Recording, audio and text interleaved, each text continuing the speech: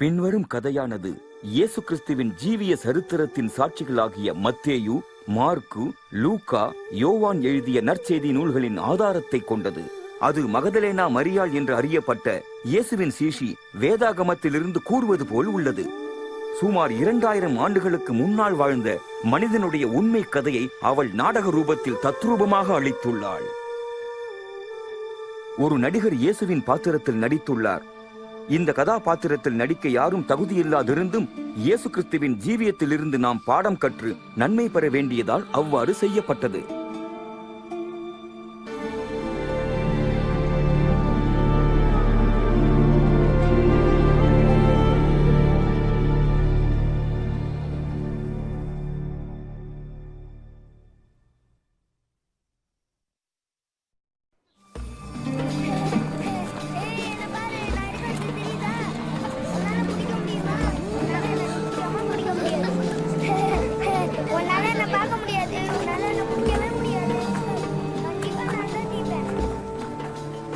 ஓ, அதோ பார்.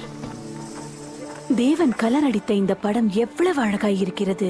ஒவ்வொரு மாலை பொழுதும் அவருடைய பரந்த அன்பை அது நினைப்பூட்டுகிறது நமக்கு. உங்களுக்கு இவளை உண்டாக்கினது தெய்வம் தானா? அவர் என்னை காண்கிறாரா என்றே சந்தேகம். அவர் என்னை அறிந்திருக்க முடியாது. சர்வவல்ல தேவன் பரிசுத்தமாய் இருப்பவனை நேசிக்கலாம், என்னை போன்ற ஒருத்தியை அல்ல. ரெவ்கா, அவர் போதித்த அந்த 3 ஆண்டுகள் நீயும் என்னுடன் இருந்திருந்தால் நன்றாய் இருந்திருக்கும். போதகர் இயேசுவா? சஃபீரா, அவரை பத்தி எனக்கு சொல்லுவியா? மரியா மகதலினா? தயவு செஞ்சு உங்க கதையை சொல்லுங்கள். சரி, கூறுகிறேன். வாருங்கள்.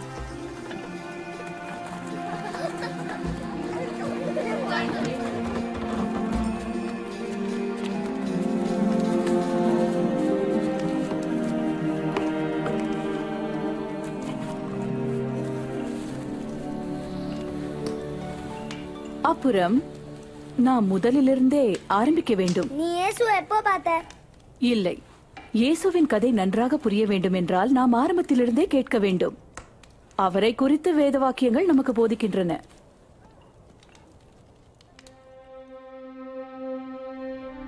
ஆதியிலே தேவன் பூமியையும் அதிலுள்ள பசுமை அனைத்தையும், மிருகங்களையும், பறவைகளையும், கடல்வாழ் ஜீவன்களையும் சிருஷ்டித்தார்.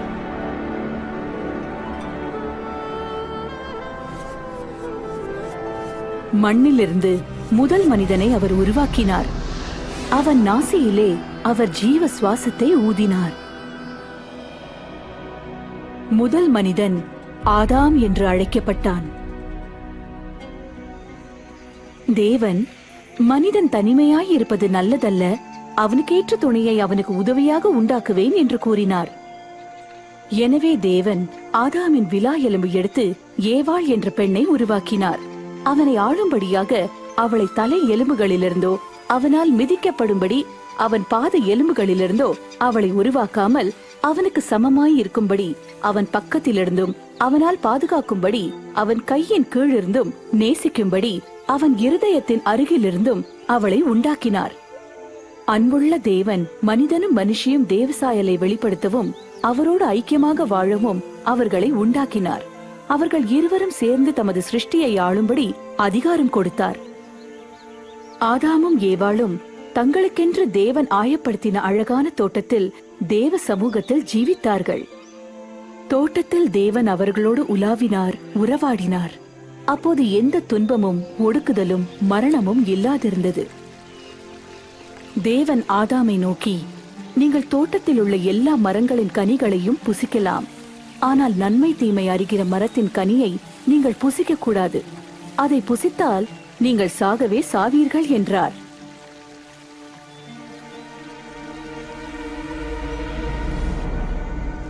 ஆனால் ஒரு நாள் சாத்தான் ஏவாளை சோதித்தான்.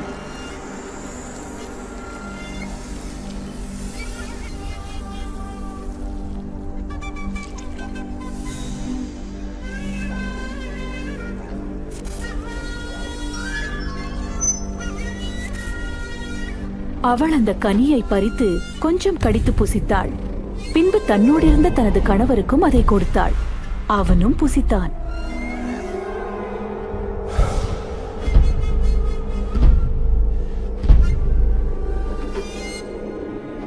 ஆதாமும் ஏவாளும் கீழ்ப்படியாமல் செய்த அவமான கிரியை ஏதேன் தோட்டத்தில் இருந்த ஒற்றுமையை அழித்தது. ஆணுக்கும் பெண்ணுக்கும் இருந்த ஒற்றுமையும் அவர்களுக்கும் தேவனுக்கும் நடுவில் இருந்த ஒற்றுமையும் முறிந்து போயிற்று. மனிதன் வேதனை நிறைந்த பிழைப்பில் வாழும்படி சபிக்கப்பட்டான். பெண் தனது பிள்ளை பேற்றில் அதிக வேதனை அனுபவிக்கவும் தனது கணவனால் ஆளப்படவும் வேண்டும் என்று சபிக்கப்பட்டாள். ஆனால் தேவன் ஒரு வாக்கு தத்தத்தையும் கொடுத்தார். ஒரு நாள் ஸ்திரீயின் கர்ப்ப பிறப்பில் வருகிற ஒருவர் சர்ப்பத்தின் தலையை நசுக்குவார். வேத வாக்கியங்களில் இரக்கமுள்ள தேவன் தமது சிருஷ்டிப்பை மதித்து அதை பழைய நிலைக்கு கொண்டு வரும் ஒரு திட்டத்தை கூறினார். அந்த திட்டத்தின் ஒரு பகுதியை அவர் ஆபிரகாம் என்ற தீர்க்கதரிசிக்கு வெளிப்படுத்தினார். ஆபிரகாம் தேவனை விசுவாசித்து மதித்து நடந்தான். தேவன் ஆபிரகாமை ஆசீர்வதித்ததுடன் அனைத்து தேசத்தாரையும் அவன் மூலமாக ஆசீர்வதிப்பேன் என்று வாக்கு கொடுத்தார்.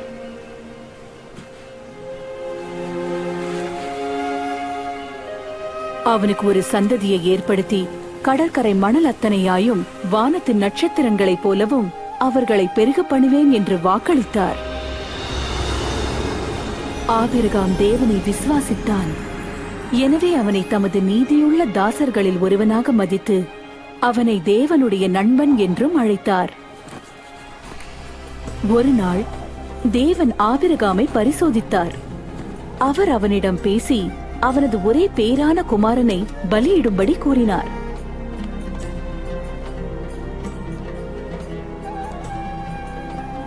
தனது மகன் மூலமாக தேவன் தனது சந்ததியை பெருக பண்ணி பூமியின் தேசத்தாரை ஆசீர்வதிப்பேன் என்று கொடுத்த வாக்கை அவன் அறிந்திருந்தான்.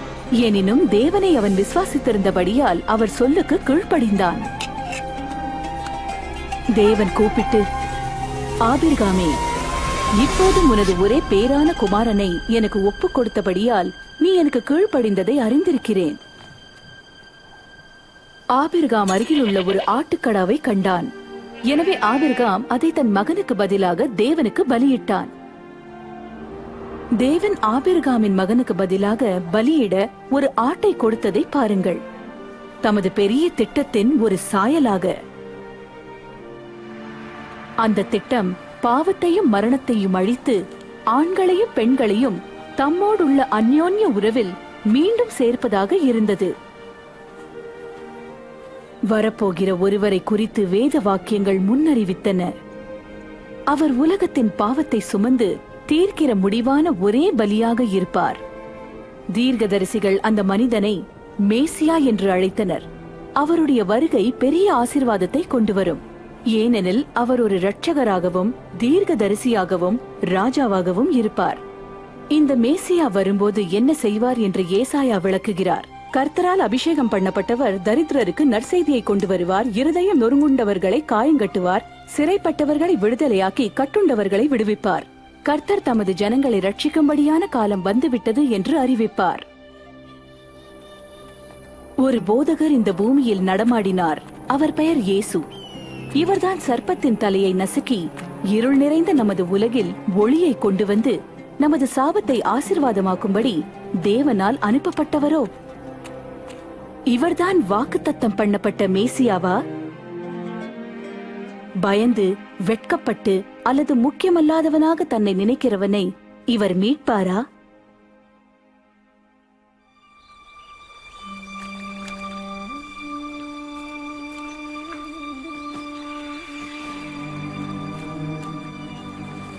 நாசரேத் என்ற ஊரில் ஒரு வாலிப பெண் குடியிருந்தாள். அவள் யோசேப்பு என்ற ஒருவனை திருமணம் செய்ய நியமிக்கப்பட்ட கன்னிகையாக இருந்தாள். அவள் பெயர் மரியாள்.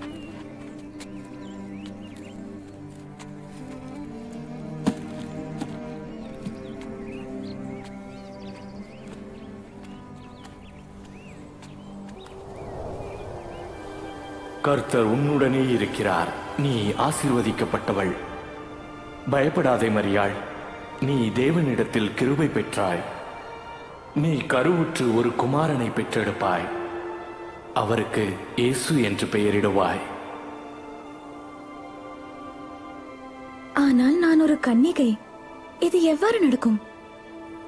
பரிசுத்த ஆவி உன்னில் வந்து தேவனுடைய பலன் உன்மேல் நிழலிடும். நீ சுமக்கும் குழந்தை பெரியவராயிருப்பார். அவர் உன்னத தேவனுடைய குமாரன் என்று அழைக்கப்படுவார்.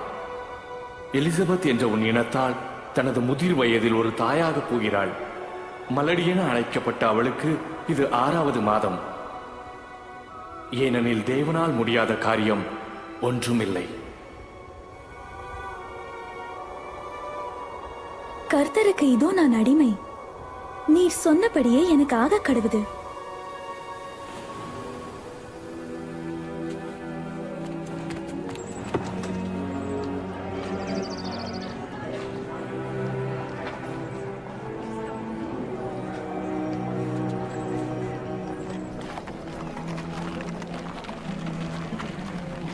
எனவே மரியாள் தனது உறவின் முறையான எலிசபெத்தை சந்திக்கும்படி தீவிரமாக சென்றாள்.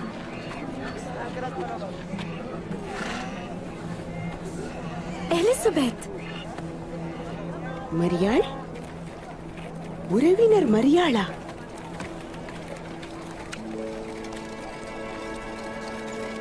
ஓ, அது உண்மை. ஆனால் நீ பெண்களுக்குள் மிகவும் ஆசீர்வதிக்கப்பட்டவள். நீ சுமக்கும் குழந்தையும் ஆசீர்வதிக்கப்பட்டது. இந்த பெரிய காரியம் எனக்கு சம்பவிப்பது ஏன்? என் கர்த்தருடைய தாயார் என்னை சந்திக்கும்படி வந்தாள். உன் வாழ்த்துதலை நான் கேட்டவுடனே எனது குழந்தை எனக்குள் மகிழ்வோடு குதித்தது. மகிழ்ச்சியால் கர்த்தரை பாடி துதிக்கிறேன். என் ரட்சிப்பின் தேவனால் என் இருதயம் களி கூர்ந்தது. அவர் தம்முடைய அடிமையின் தாழ்மையை நோக்கி பார்த்தார். இது முதல் எல்லோரும் என்னை பாகியவதி என்பார்கள். மரியாள் எலிசபெத்துடன் 3 மாதம் அளவும் தங்கியிருந்தாள்.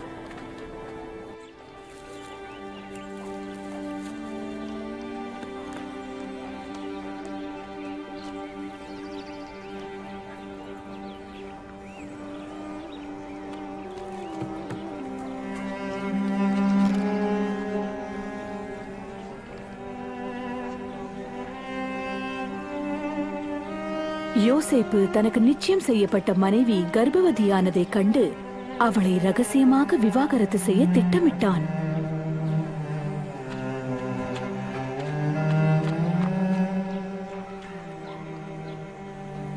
ஆனால் தேவன் யோசேப்பின் கனவில் ஒரு தூதனை அனுப்பினார். யோசேப்பே, உன் மனைவியாகிய மரியாளை சேர்த்து கொள்ள பயப்படாதே. அவளிடத்தில் உற்பத்தியான கர்ப்பம் பரிசுத்த ஆவியினால் உண்டானது. அவள் ஒரு குமாரனை பெறுவாள். அவருக்கு இயேசு என்று பெயரிடு. ஏனெனில் அவர் ஜனங்களின் பாவங்களை நீக்கி அவர்களை ரட்சிப்பார்.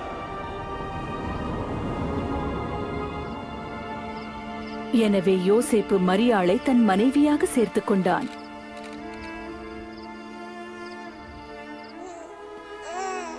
மரியாளுக்கும் யோசேப்புக்கும் பெத்லகேமில் உள்ள தங்களது உறவினர் வீட்டில் இடம் இல்லாததால் மிருகங்கள் தங்கும் குடிலில் இயேசு பிறந்தார். ஒரு தூதர் கூட்டம் அவருடைய பிறப்பின் செய்தியை அறிவித்தது. பிள்ளைக்கு விருத்த சேதனம் செய்த 8ஆம் நாளில் அவருக்கு இயேசு என்று பெயரிட்டார்கள். அதன் அர்த்தம் தேவன் ரட்சிக்கிறார். பின்பு மரியாளும் யோசேப்பும் அந்த பிள்ளையை கர்த்தருக்கு பிரதிஷ்டை செய்யும்படி தேவாலயத்துக்கு கொண்டு போனார்கள்.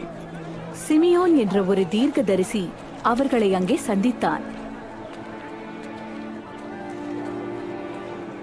இந்த பிள்ளை தேவனால் தெரிந்து கொள்ளப்பட்டது, அநேகர் விழுகிறதற்கும் எழும்புவதற்கும். அவர் தேவனின் அடையாளம். அநேகர் அவருக்கு விரோதமாக பேசினாலும் அவர்களது அந்தரங்க நினைவுகளை அவர் வெளிப்படுத்துவார். மேலும் துக்கம் ஒரு கூர்மையான பட்டயம் போல உனது உள்ளத்தை ஊடுருவி போகும்.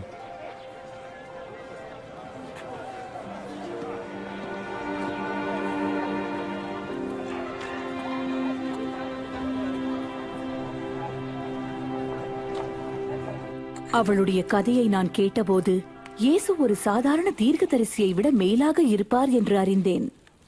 தேவதூதன் இயேசுவை உன்னத தேவகுமாரன் என்று அழைத்ததின் அர்த்தம் என்ன? தேவன் ஒரு பெண்ணுடன் உறவு கொண்டார் என்று அர்த்தமில்லை அல்லவா? ஐயோ, இல்லை இல்லை. மரியாள் ஒரு கன்னி பெண்ணாக இருந்தாள். இயேசு அவளிடம் கர்ப்பம் தரித்தது உண்மையில் தேவனுடைய வல்லமையால் நடந்த ஒரு அற்புதம். தேவனால் எதையும் செய்ய முடியும். நீ அதை நம்பவில்லையா? அவருடைய மிக வியப்பான ஆரம்பங்களை நினைத்தால், உன்னையும் என்னையும் போன்ற ஒரு பெண்ணிடம் இயேசு பிறந்தாலும் அவர் மிகவும் மேலானவராக இருந்தார். உங்கள் பாவங்களை விட்டு மனம் திருந்தி திருமுழுக்கு பெறுங்கள். அப்போது தேவன் உங்கள் பாவங்களை மன்னிப்பார். எலிசபெத்தின் மகனான யோவான் ஸ்நானகனை குறித்து தேவன் தாமே முன்னுரைத்திருந்தார். அவன் யோர்தான் நதியில் ஆண்களுக்கும் பெண்களுக்கும் திருமுழுக்கு கொடுத்தான். நான் உங்களுக்கு நீரினால் திருமுழுக்கு கொடுக்கிறேன். ஆனால் என்னிலும் மிகப்பெரியவர் ஒருவர் வந்து கொண்டு இருக்கிறார். அவருடைய பாதரட்சியின் வாரை அவிழ்க்கிறதற்கும் நான் பாத்திரன் அல்ல. அவர் உங்களுக்கு பரிசுத்த ஆவியினாலும் அக்னியினாலும் திருமுழுக்கு கொடுப்பார். தூற்றுக்கூடை அவர் கையில் இருக்கிறது. அதை கொண்டு அவர் களத்தை நன்றாய் சுத்தம் பண்ணி கோதுமையை தமது களஞ்சியத்தில் சேர்ப்பார்.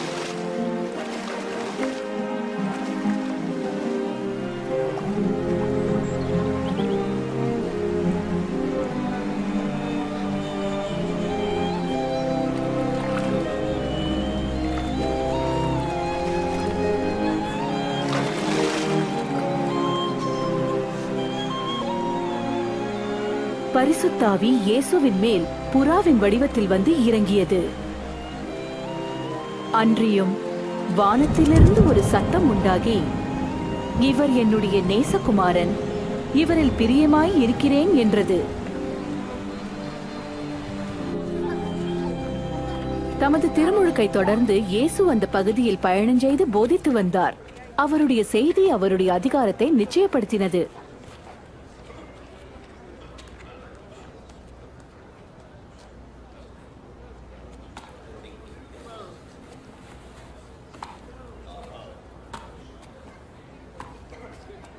இது மரியாளின் மகன் அல்லவா? ஆம், அவரேதான். பேசாதீர்கள்.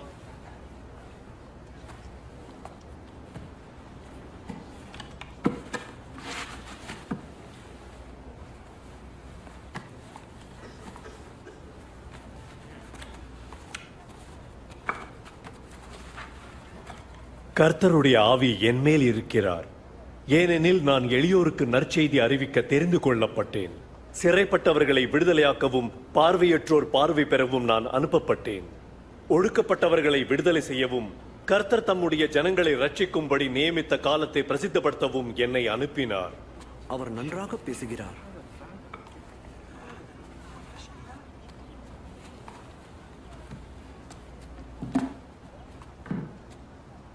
இந்த வேத வாக்கியம் இன்று நிறைவேறியது. அது உங்களுக்கு வாசிக்கப்பட்டது. வேத வாக்கியம் நிறைவேறுகிறதா? ஆனால் மேசியா மாத்திரம்தான் அந்த வாக்குத்தத்தத்தை நிறைவேற்ற முடியும். நாம் இதை எப்படி அறிய முடியும்? அவருடைய வார்த்தைகள் அநேகரை வியப்புக்குள்ளாக்கி அவருடைய அற்புதங்கள் அநேகரை விசுவாசிக்க செய்தன.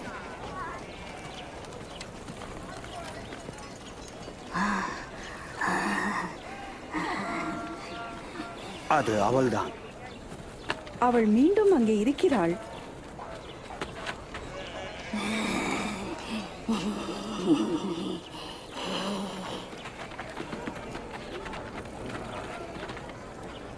யார் அது? அந்த போதகரின் சொந்த ஊர் நாசரேத்து. இயேசு. வணக்கம். வணக்கம். திரும்பி போ. நீ இங்கே வர வேண்டிய அவசியம் இல்லை.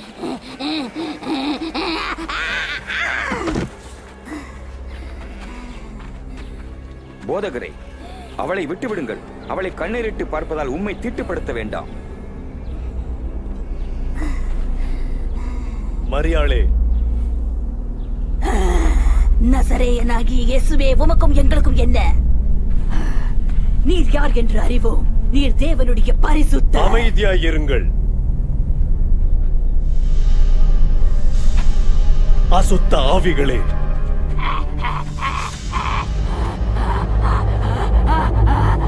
இந்த பெண்ணிடம் இருந்து வெளியே வாருங்கள். அவள் மரித்து போனாள். அவர் அவளை கொன்றுவிட்டார். அவளை தொடப்போகிறார். இல்லை, ஒரு பரிசுத்த மனிதர் இப்படிப்பட்ட காரியம் செய்ய துணிய மாட்டார். மரியாளே, ஆபிரகாமின் குமாரத்தியே,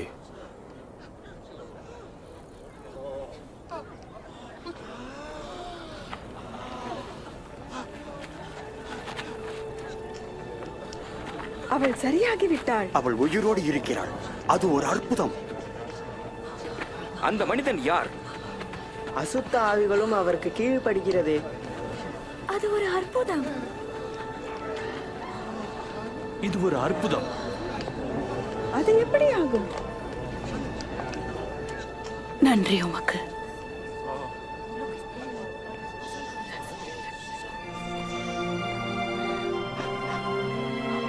நன்றி உமக்கு.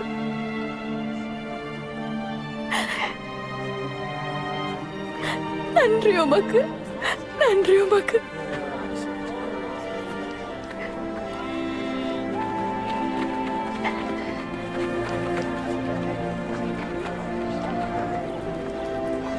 அந்த நாள் முதல் நான் அவரை பின்பற்ற ஆரம்பித்தேன். தேவனுக்கு இஷ்டமானதை மாத்திரம் செய்ய விரும்பினேன்.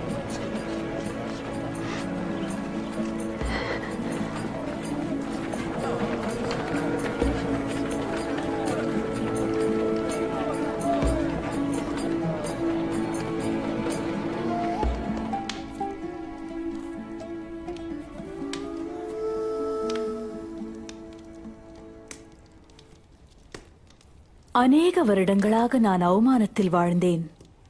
ஆனால் இயேசு என் மரியாதையை மீட்டு தந்தார். அவருடைய வல்லமை அந்த பொல்லாத ஆவிகளை என்னிடமிருந்து விரட்டிற்று. ஓ, இனி நீவளே சஃபீராள். தீனாள், இயேசு போதித்ததை கேட்டு அவர் செய்த அற்புதத்தை கண்டாயல்லவா? கண்டேன். அப்படியென்றால் நான் ஏன் எல்லாவற்றையும் விட்டு அவருக்கு பின் சென்றேன் என்று தெரியுமல்லவா? அவரை பின்பற்றினவர்களில் நான் மட்டும் இல்லை.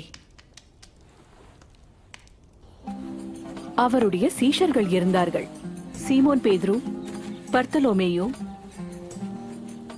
மத்தேயு, யூதாஸ் காரியோத் மற்றும் 12 மீதி பேர். மேலும் பெண்களில் சூசன்னாள், யோவன்னாள், நான் மற்றும் பிறர். எங்கள் வீட்டு சொந்த செலவிலிருந்து இயேசுவையும் அவருடைய சீஷரையும் தாங்கினோம். நாம் இவ்வளவு நாள் காத்திருந்த மேசியாவை தேவன் இறுதியாக அனுப்பிவிட்டார் என்று நம்பினோம்.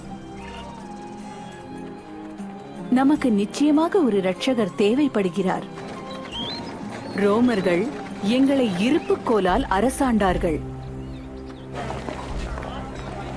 எங்களுக்கு அருமையானவற்றை எங்களிடமிருந்து எடுத்து போட்டு மீதிக்கு வரி கட்ட வேண்டும் என்று கூறினர். நாங்கள் சரீரத்திலும் ஆவியிலும் பசியாய் இருந்தோம். எங்களை தேவனிடம் வழிநடத்தும் ஒருவர் எங்களுக்கு தேவைப்பட்டது. சோர்வும் போராட்டமும் நிறைந்த ஆண்டுகளை கடந்து சென்ற பின் எங்களில் அநேகர் தங்கள் நம்பிக்கையை இழந்துவிட்டனர். ஆனால் இயேசு சென்றவிடமெல்லாம் அந்த நம்பிக்கையை அளிப்பவர் என்று கண்டோம்.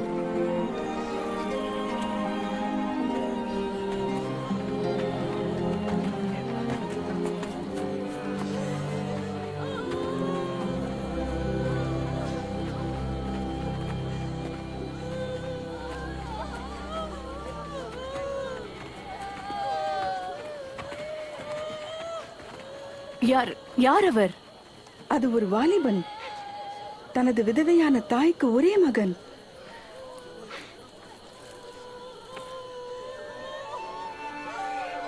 வாலிபனே, எழுந்திரு.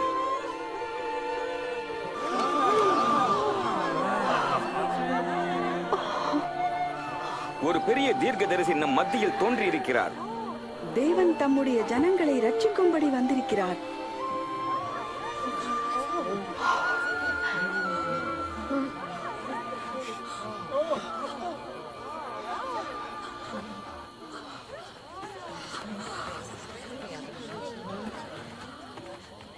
எளிமையுள்ளவர்கள் பாக்கியவான்கள், பரலோக ராஜ்யம் உங்களுடையது. பசியாயிருக்கிற நீங்கள் பாக்கியவான்கள், திருப்தி அடைவீர்கள். இப்பொழுது அழுகிற நீங்கள் பாக்கியவான்கள், நகைப்பீர்கள். மனிதர் உங்களை பகைத்து வெறுத்து பரியாசம் பண்ணும் போது நீங்கள் பாக்கியவான்கள். தேவகுமார நிமித்தம் உங்களை பொய்யாய் குற்றப்படுத்தும் போது களி கூறுங்கள், ஆடிப்பாடி மகிழுங்கள். ஏனெனில் பரலோகத்தில் உங்கள் பலன் மிகுதியாயிருக்கும். அவர்கள் முன்னோர்கள் அதே காரியங்களை தீர்க்கதரிசிகளுக்கும் செய்தார்களே. 17, 18, 19, 20 என்னிடம் இருப்பது அவ்வளவுதான் என்றால் செல்வந்தர்களாகிய உங்கள் நிலைமை இப்பொழுது மோசமாயிருக்கிறது. நீங்கள் வசதி வாழ்க்கை வாழ்ந்து விட்டீர்கள்.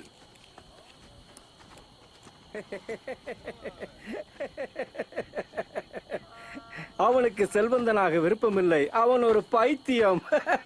இப்போது நகைக்கிற நீங்கள் உங்கள் நிலைமையை யோசித்து பாருங்கள். நீங்கள் அழுது புலம்புவீர்கள். உங்களை எல்லோரும் நல்லவர்கள் எனும் போது எச்சரிக்கையாயிருங்கள். கள்ள தீர்க்கதரிசிகளை குறித்து உங்கள் முன்னோர்களும் புகழாரம் பாடினார்கள். என்னை பேச கேட்கிற உங்களுக்கு நான் சொல்கிறேன், உங்கள் சத்துருக்களை சிநேகியுங்கள், உங்களுக்கு தீமை செய்கிறவர்களுக்கு நன்மை செய்யுங்கள், சபிக்கிறவர்களை ஆசீர்வதியுங்கள், தவறாக நடத்துகிறவர்களுக்காக ஜெபம் பண்ணுங்கள்.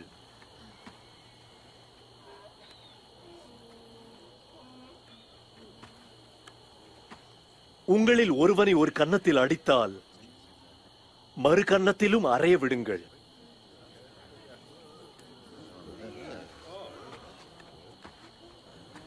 உங்கள் மேலங்கியை எடுக்கிறவர்களிடம் உங்கள் சட்டையையும் விட்டுவிடுங்கள். உங்களிடம் ஏதாவது கேட்கிறவர்களுக்கு கொடுங்கள். உங்கள் உடைமையை யாராவது எடுத்தால் நீங்கள் திரும்ப அதை கேட்க வேண்டாம். பிறர் உங்களுக்கு என்ன செய்ய விரும்புகிறீர்களோ அதே அவர்களுக்கும் நீங்கள் செய்யுங்கள். உங்களை நேசிக்கிறவர்களை மாத்திரம் நீங்கள் நேசித்தால் நீங்கள் ஏன் ஆசீர்வாதம் பெற வேண்டும்? பாவிகளும் தங்களை நேசிக்கிறவர்களை நேசிப்பார்களே. உங்களுக்கு நன்மை செய்கிறவர்களுக்கு நீங்கள் நன்மை செய்தால் அதனால் நன்மை நாட வேண்டிய அவசியம் என்ன? பாவிகளும் அப்படியே செய்கிறார்களே. அவளை எப்படி தொடலாம்? அவர் எப்படி அவளிடம் பேசலாம்? அருவருப்பா இருக்கிறது. இல்லை, உங்கள் சத்துருக்களை சிநேகியுங்கள், அவர்களுக்கு நன்மை செய்யுங்கள், திரும்ப கிடைக்கும் என்று எதிர்பாராமல் கொடுங்கள். அப்பொழுது உங்களுக்கு மிகுந்த பலன் கிடைக்கும். நீங்கள் உங்கள் பரமபிதாவுக்கு பிள்ளைகளாவீர்கள். அவர் நன்றி இல்லாதவர்களுக்கும் துன்மார்கருக்கும் நன்மை செய்கிறார். இரக்கம் காட்டுங்கள், ஏனெனில் உங்கள் பிதாவும் இரக்கம் காண்பிக்கிறார். எங்களை ரட்சியும் இயேசுவே. நியாயம் தீர்க்காதிருங்கள், நீங்களும் தீர்க்கப்படாதிருப்பீர்கள். பிறரை குற்றம் சாட்டாதிருங்கள், நீங்களும் குற்றம் சாட்டப்படாதிருப்பீர்கள். மன்னியுங்கள், நீங்களும் மன்னிக்கப்படுவீர்கள். கொடுங்கள், அப்பொழுது உங்களுக்கு கொடுக்கப்படும். நீங்கள் அளக்கிற அளவினாலேயே உங்களுக்கு திரும்ப அளக்கப்படும். பார்வை தெரியாதவன் மற்றொருவனை வழிநடத்த முடியாது. அப்படி நடந்தால் இருவரும் இடறி பள்ளத்தில் விழுவார்கள். உனது சகோதரனுடைய கண்ணில் இருக்கிற துரும்பை பார்க்கிற நீ உன் கண்ணில் இருக்கிற உத்திரத்தை காணாதிருக்கிறது எப்படி?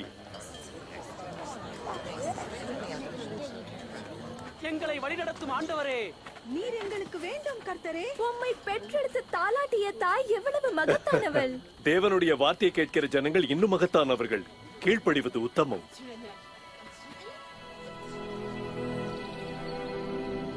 தேவன் பயங்கரமான பாவிகளையும் தமது சத்துருக்களாக எண்ணி அழிக்க விரும்பவில்லை. பதிலாக காணாமற் போன ஆடுகளை தேடி கண்டுபிடித்து அவைகளை தமது தொழுவத்தில் சேர்க்க விரும்புகிறார் என்று இயேசு போதித்தார். இயேசு சமாரியா கிராமத்துக்குள் செல்லும் வரை பல நூற்றாண்டுகளாக நமது கலாச்சாரத்தை எதிர்த்து வாழ்ந்தவர்களை நாம் சரியாக எடை போடாமல் வெளிநாட்டு கலாச்சார கலவை நிமித்தம் அவர்களை நேசிப்பதை அறியாதிருந்தோம். எல்லாரும் இருக்கிற இந்த பெண் யார்? அவள் ஒரு சமாரியா பெண். அது ஒன்றே போதாதா? வாருங்கள், ஆகாரமாக நேரமாகிவிட்டது. நமது போதகரை காத்திருக்க வைக்க முடியாது.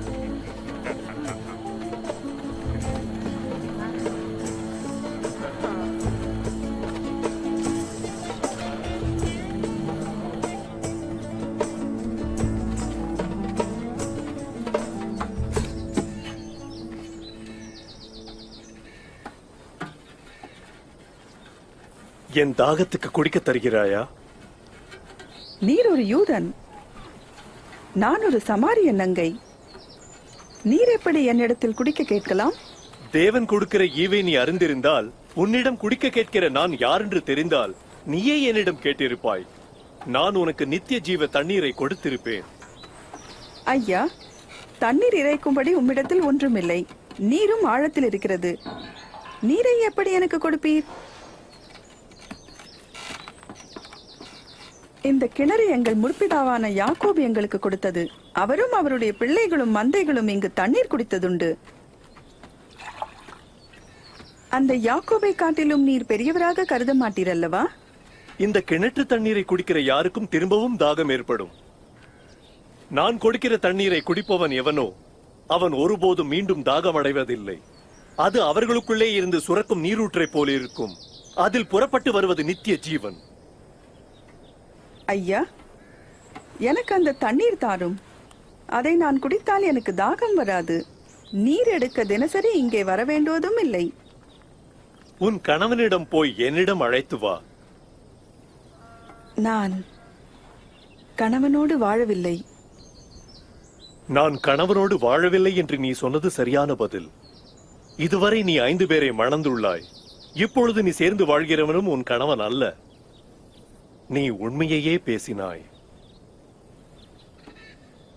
ஐயா, நீர் ஒரு தீர்க்கதரிசி என்று காண்கிறேன். எனது சமாரியா முன்னோர்கள் தேவனை இந்த மலையில் வணங்கினார்கள். ஆனால் யூதர்களாகிய நீங்கள் எருசலேமில் தான் தேவனை வணங்க வேண்டும் என்று கூறுகிறீர்கள். நான் சொல்லுகிறதை நம்பு. வருங்காலத்தில் நீங்கள் பிதாவை வணங்கும்படி இந்த மலைக்கோ அல்லது எருசலேமுக்கோ செல்ல வேண்டிய அவசியம் வராது. சமாரியர்களாகிய நீங்கள் யாரை வணங்க வேண்டும் என்று உங்களுக்கே தெரியவில்லை. ஆனால் ஒரு காலம் வருகிறது, இப்பொழுதே வந்துள்ளது. தேவனுடைய ஆவியின் வல்லமை பெற்ற ஜனங்கள் பிதாவை இருக்கிற வண்ணமாக வணங்கி தூய உள்ளத்தோடும் உண்மையோடும் அவரை ஆராதிப்பார்கள். தேவன் ஆவியாயிருக்கிறார். அவருடைய ஆவியின் வல்லமையை கொண்டு மாத்திரம் ஜனங்கள் அவரை இருக்கிற வண்ணமாக ஆராதிப்பார்கள். இவளே அந்த பெண். அவளிடம் என்ன பேசிக் கொண்டிருக்கிறார்? அவள் யார் என்று அவருக்கு தெரியுமா? எனக்கு தெரியும். மேசியா நிச்சயம் வருவார். அவர் வரும்போது எல்லாவற்றையும் எங்களுக்கு எடுத்துச் சொல்லுவார். அவரே நான்.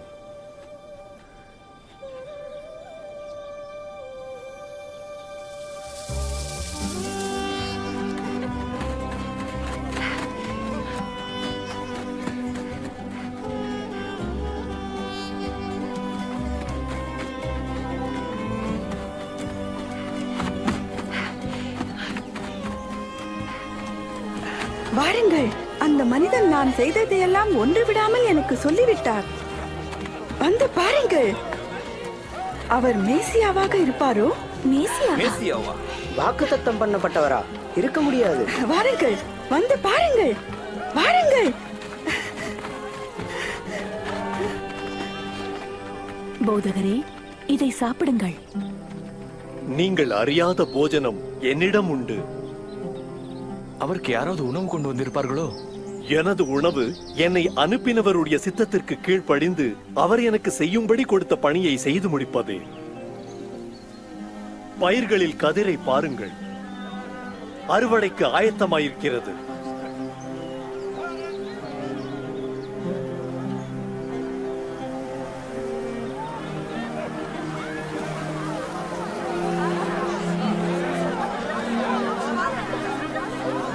எத்தனை பேர் வருகிறார்கள் பாருங்கள். இந்த சமாரியருக்கும் அது நற்செய்தி தானா?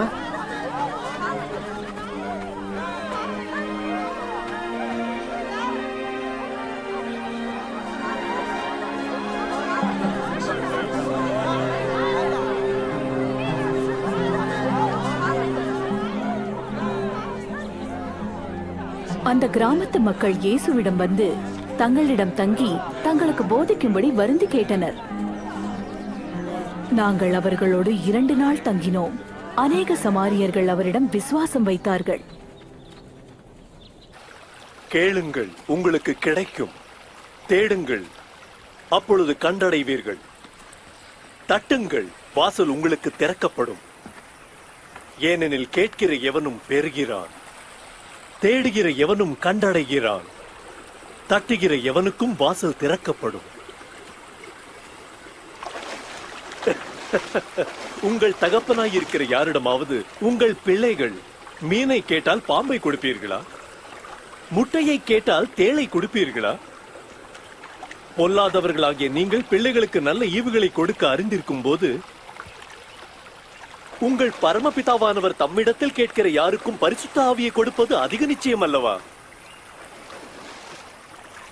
நான் உங்களுக்கு சொல்கிறேன், உங்களுடைய ஜீவியத்தில் எதை உண்போம் என்று யோசனை பண்ண வேண்டாம்.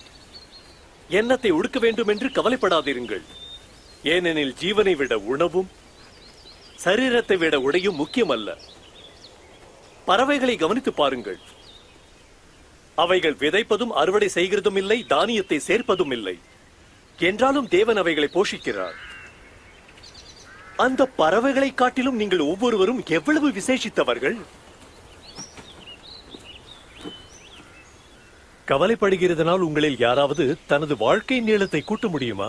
அடிப்படையான இந்த காரியத்தை செய்ய முடியாதிருக்கும் போது மற்றவைகளை குறித்து ஏன் கவலைப்படுகிறீர்கள்? காட்டுப்பூக்களை பாருங்கள், அவைகள் எப்படி வளருகின்றன. அவைகள் உழைப்பதில்லை, நூற்பதில்லை. என்றாலும் சாலமோன் தன் எல்லா மகிமையிலும் அவைகளில் ஒன்றை போலாகிலும் உடுத்தவில்லை. தேவன் காட்டுச் செடிகளை இவ்விதமாக உடுத்துகிறார், அவைகள் நாளை அக்னியில் போடப்படுகின்றன. அவர் அவைகளை விட உங்களை நன்றாக உடுத்துவது எவ்வளவு நிச்சயம்? உங்கள் அற்ப விசுவாசத்தை விடுங்கள். எங்கள் விசுவாசத்தை பெரிதாக்கும். உங்கள் விசுவாசம் ஒரு கடுகு விதையளவு பெரிதா இருந்தால் நீங்கள் இந்த மரத்தை பார்த்து நீ வேரோடு பிடுங்கப்பட்டு கடலில் நடுப்படுவாயாக என்று சொன்னால் அது உங்களுக்கு கீழ்ப்படியும்.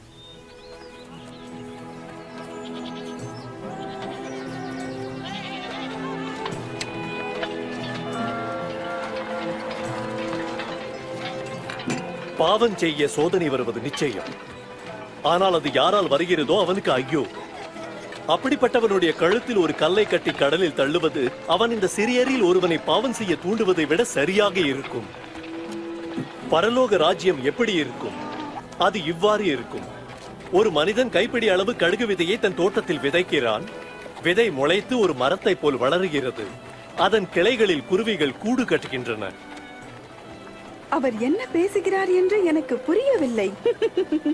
நீர் ஏன் வரி வசூலிப்பவர்களோடும் பிற பாவிகளோடும் சேர்ந்து உண்பதும் குடிப்பதும் ஏன்? பாவிகளா? சுகமாய் இருக்கிறவர்கள் வைத்தியர்களிடம் போக வேண்டியதில்லை, நோயாளிகளே செல்ல வேண்டும். நான் சமுதாயத்தில் நல்லவர்கள் மனம் திரும்பும்படி அழைக்க வரவில்லை, பாவிகளையே அழைக்க வந்தேன்.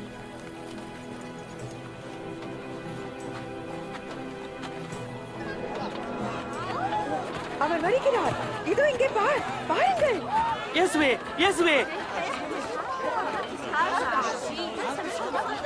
என்னுடைய ஒரே மகளை நீர் காக்கும்படி வேண்டிக் கொள்கிறேன். ஐயா, இரக்கம் காட்டுங்கள். அவள் 12 வயது சிறுமி, இப்பொழுது மரித்துக் கொண்டிருக்கிறாள். தயவு செய்து என்னுடன் வாருங்கள். அவருடைய ஆடையாகிலும் நான் தொட முடிந்தால் நான் குணமாகி விடுவேன். யவீருவே, நான் வருத்தப்படுகிறேன். அவரை விடுங்கள் யவீரு. உங்கள் மகள் மரித்து விட்டாள். அந்த போதகரை வருத்தப்படுத்த வேண்டாம்.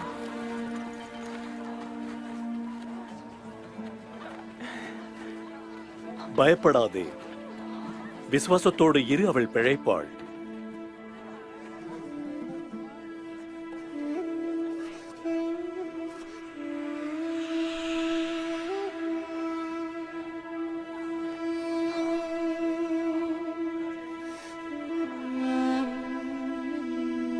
யார் என்னை தொட்டது?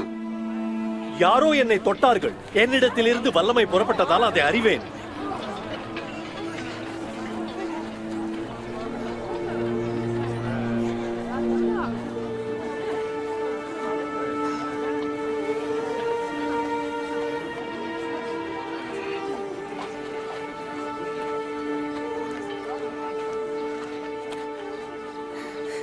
உம்மை தொட்டது நான் தான்.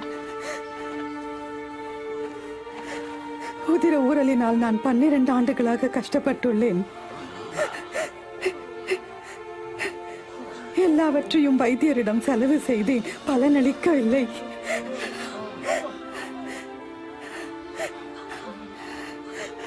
ஆனால் எனது விரல்களால் உமது வஸ்திரத்தை தொட்டபோது நான் சுகமானேன்.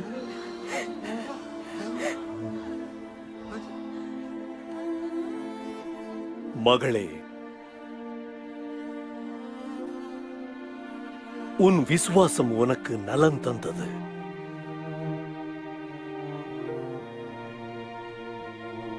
சமாதானத்தோடே போ.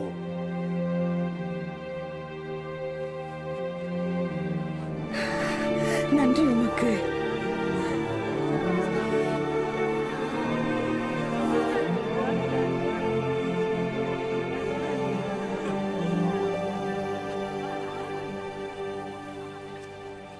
மகளே என்று அழைத்தாரே? ஆம், நமது நியாய பிரமாணத்தின்படி 12 ஆண்டுகள் தீட்டாக இருந்த ஒரு பெண். அவர் அவள் பழியை நீக்கி மரியாதையை நிலைநாட்டினார். பெரிய அளவில் சுகம் கிடைக்க எது காரணம் என்று எனக்கு தெரியவில்லை. இயேசுவின் வல்லமையா அல்லது அவரது இரக்கமா?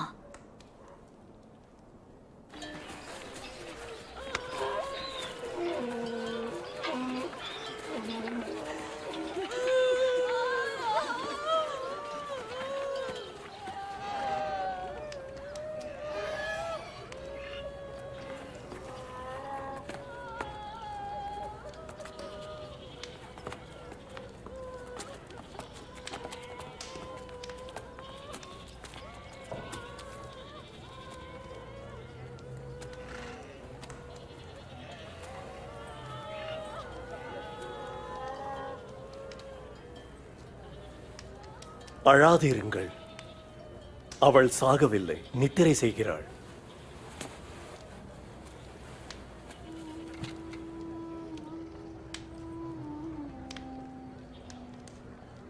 சிறுமியே, எழுந்திரு.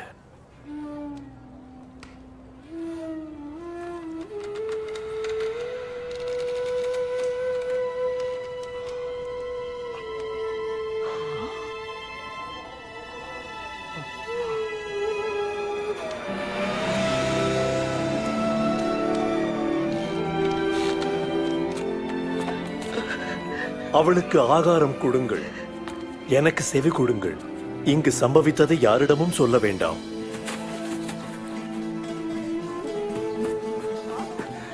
என் எஜமானரின் மகள் உயிர் பெற்று விட்டாள். போதகர் அவளை மீண்டும் வாழச் செய்தார். தேவனுக்கு ஸ்தோத்திரம், அவள் ஜீவிக்கிறாள்.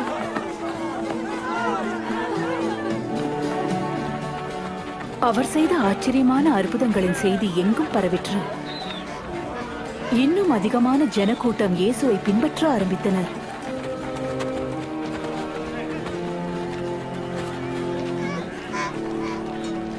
ஆண்டவரே, இந்த ஜனங்களை அனுப்பிவிடும். அவர்கள் சுற்றியுள்ள கிராமங்களுக்கும் பட்டி தொட்டிகளுக்கும் செல்லட்டும். அங்கு உணவு அருந்தி தங்கட்டும். இந்த இடத்தில் ஒன்றுமில்லையே.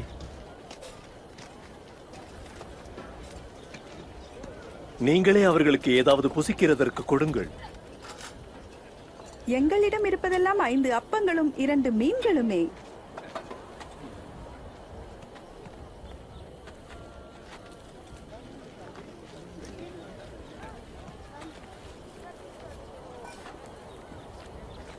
எங்கள் தேவனாகிய கர்த்தாவே, அண்ட சராசரங்களின் ராஜாவே, பூமியிலிருந்து மனிதனுக்கு ஆகாரத்தை முளைப்பிக்க பண்ணுகிறீரே, துதி உமக்கே.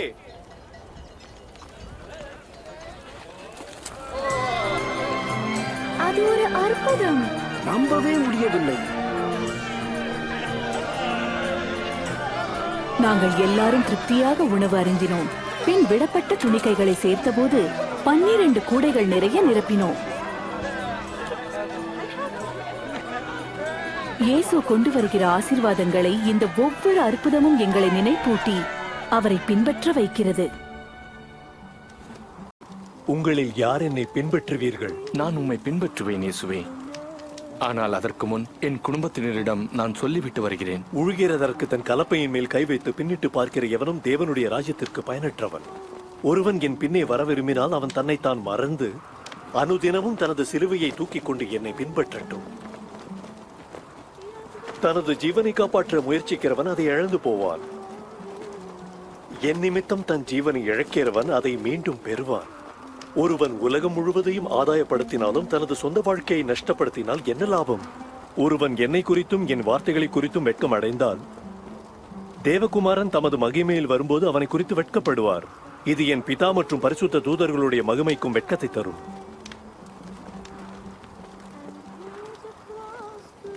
உங்களுக்கு சொல்கிறேன், இங்கு இருக்கும் உங்களில் சிலர் தேவனுடைய ராஜ்யத்தை காணும் முன் மறிக்க மாட்டீர்கள். பயப்படாதிருங்கள் சிறு மந்தையே, உங்களுக்கு ராஜ்யத்தை கொடுக்க உங்கள் பிதா சித்தம் கொண்டிருக்கிறார். உங்கள் சொந்தமானவைகளை எல்லாம் விற்று ஏழைகளுக்கு உதவி செய்யுங்கள். கிழிந்து போகாத பணப்பைகளில் சேமிப்பதன் மூலம் பரலோகத்தில் உங்கள் செல்வங்களை சேருங்கள். அங்கு அவைகள் ஒருபோதும் குறையாமல் இருக்கும். ஏனெனில் எந்த திருடனும் அதை தொட முடியாது, பூச்சி அதை பொட்டரிக்காது. உங்கள் பொக்கிஷம் எங்கேயோ அங்கேதான் உங்கள் உள்ளமும் எப்போதும் இருக்கும்.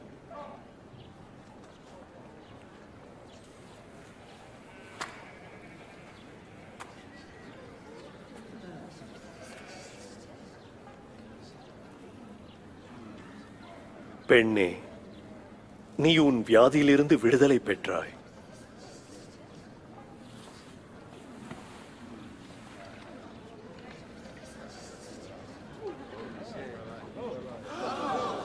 பாருங்கள், பாருங்கள், இவள் குணமடைந்தாள். இது ஒரு அற்புதம். பாருங்கள், இவள் குணமடைந்தாள். வந்து பாருங்கள். இன்னும் ஒரு அற்புதம். கர்த்தருக்கு ஸ்தோத்திரம். 18 வருஷங்கள் கடவுள் உன்னை காப்பாராக ரவி. நீங்கள் வேலை செய்ய 6 நாட்களும் உண்டு. அவைகளில் ஒன்றில் வந்து உங்களை குணமாக்கிக் கொள்ளுங்கள். ஆனால் இன்று ஓய்வு நாளாகிய சபத். மாயக்காரரே, உங்களில் யாராவது உங்கள் எருதையாவது கழுதையாவது அவிழ்த்து தண்ணீர் காட்டும்படி வெளியே கொண்டு போகிறது இல்லையா இந்த சபத் தினத்தில்? இப்பொழுது நம் மத்தியில் இருக்கிற ஆபிரகாமின் குமாரத்தியாகிய இவளை சாத்தான் சென்ற 18 ஆண்டுகளாக கட்டி வைத்திருந்தானே, அவள் ஓய்வு நாளன்று விடுதலை அடைவது சரிதானே?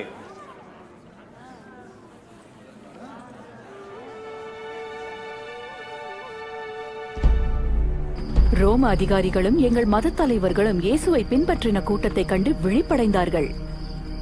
ஏற்கனவே அரசனாக அவரை அநேகர் புகழ்ந்தார்கள் என்று நான் கேள்விப்பட்டேன். அரசனா? பிச்சைக்காரர்கள், வேசிகள், கள்வருக்கும் ராஜா, இப்படிப்பட்டவர்களை கண்டிருக்கிறேன். அவர்கள் வருவார்கள், நடிப்பார்கள், போவார்கள், ஜனங்களும் வரப்பார்கள். கண்மூடித்தனமாக இருக்க வேண்டாம். ஒவ்வொரு நாளும் அநேகம் பேர் பின்பற்றுகிறார்கள். ஜனங்கள் அவரை புகழ்கிறார்கள். அவரை ராஜா என்று நினைக்கிறீர்களா? உங்களை நான் எச்சரிக்க விரும்புகிறேன். இன்னும் இந்த மனிதன் சமாதானத்தை குலைத்துக் கொண்டே போனால் நான் உங்களிடம் வரவேண்டியிருக்கும்.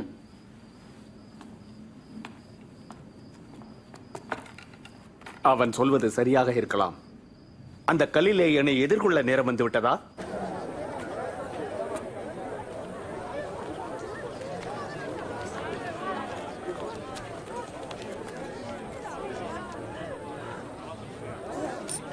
இது குறைவாய் இருக்கிறது. வெறும் 2 சிறு காசுகள். அவள் அதிகமாக போட முடியாதா? உங்களுக்கு சொல்கிறேன், இந்த ஏழை விதவை மற்ற எல்லாரை காட்டிலும் அதிகமாக போட்டாள். பிறர் தங்கள் செல்வங்களில் இருந்து ஒரு சிறு பகுதியை தங்கள் காணிக்கையாக எடுத்து போட்டார்கள். ஆனால் இவளோ தன் செலவுக்கு வைத்திருந்த அத்தனையையும் எடுத்து போட்டு விட்டாள். சொல், இந்த காரியங்களை எந்த அதிகாரத்திலிருந்து பேசுகிறாய்? இதை சொல்ல அதிகாரம் கொடுத்தது யார்? இப்பொழுது நீங்கள் என் கேள்விக்கு பதில் கூறுங்கள். யோவான் திருமுழுக்கு கொடுக்கும்படி தேவனிடமா அல்லது மனிதரிடமா அதிகாரம் பெற்று வந்தான்? அந்த அதிகாரம் எங்கிருந்து வந்தது என்று எங்களுக்கு தெரியாது. நானும் எந்த அதிகாரத்தினால் இவைகளை செய்தேன் என்று உங்களுக்கு சொல்ல மாட்டேன்.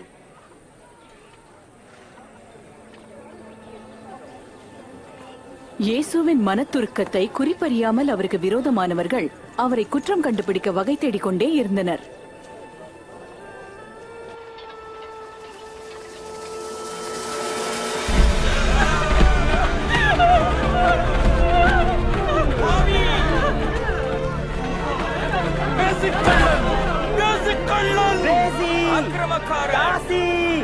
போதகரே, இந்த பெண் வேசித்தனத்தில் கையும் களவுமாய் அகப்பட்டார். எங்கள் சட்டத்தில் மோசே கட்டளையிட்டபடி இப்படிப்பட்ட பெண் கல்லெறியப்பட்டு சாக வேண்டும். அவள் சாக வேண்டும். நீர் என்ன சொல்லுகிறீர்?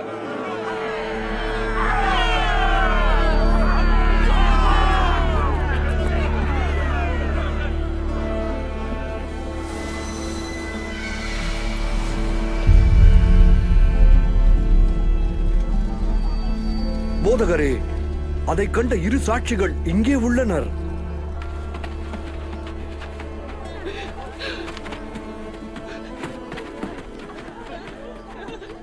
இந்த பெண்ணை நாங்கள் என்ன செய்வது? பாவம் செய்த மனிதன் எங்கே? சட்டப்படி அவனும் தண்டிக்கப்பட வேண்டும் அல்லவா?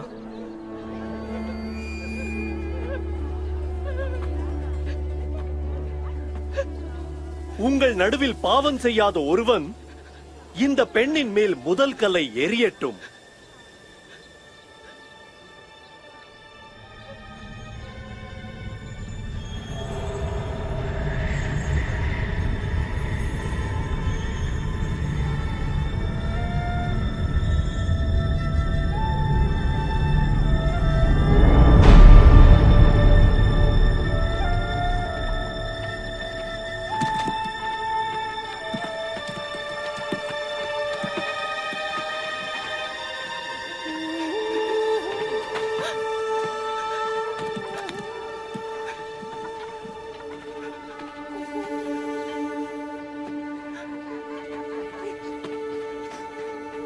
பெண்ணே,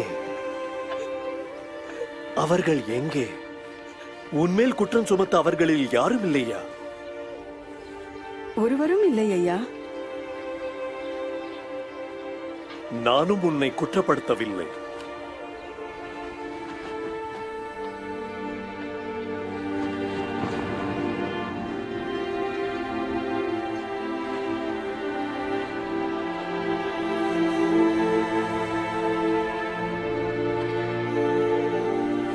உன் பாவ வழியை விட்டு திருந்தி நட.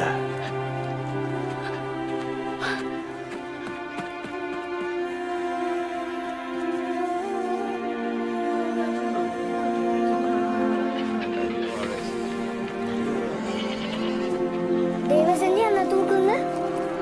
என் தோளில் ஏறு. இப்போது பார்க்க முடிகிறதா? என்னால இயேசுவை பார்க்க முடியுது. அவன் சட்டத்தை மதிப்பதில்லை, விதைக்கிறவன் ஒருவன் ஓய்வு நாளை காப்பதில்லை. அவன் விதைக்கும் போது சில விதைகள் வழியில் பாவிகளோடு விருந்துங்கிறான். இந்த வழியிலேயே அவரை செல்லவிட்டால் அனைவரும் அவரை நம்பி விடுவார்கள். அப்போது ரோம அரசாங்கம் செயல்பட்டு நமது தேவாலயத்தை அழித்து விடுவார்கள். அவைகள் உழைத்தாலும் ஈரமில்லாது இருந்ததால் பட்டு போயின. அவர்களால் இயேசுவின் சொல்லை குற்றப்படுத்தவோ அவரை பின்பற்றுகிற ஜனத்தை கட்டுப்படுத்தவோ முடியவில்லை. ஆனால் வாக்குத்தத்தம் பண்ணப்பட்ட மேசியா என்று அவர் கோரினதை நிறுத்த திட்டமிட்டனர். எனவே அவரை காட்டிக் கொடுக்கும்படி சரியான ஒரு ஆளை தேடினர்.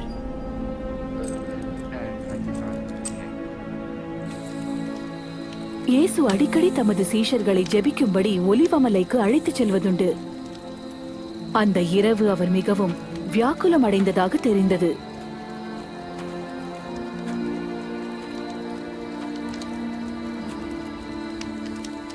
ஏன் உறங்குகிறீர்கள்?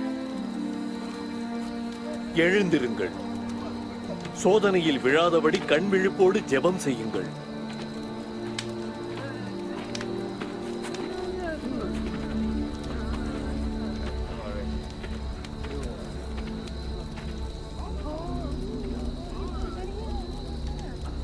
யூதாஸ்,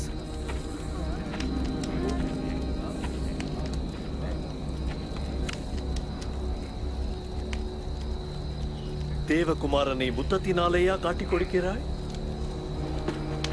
ஆண்டவரே, பட்டயத்தினால் வெட்டலாமா? வந்து அவனை கைது செய்யுங்கள். நிறுத்துங்கள்.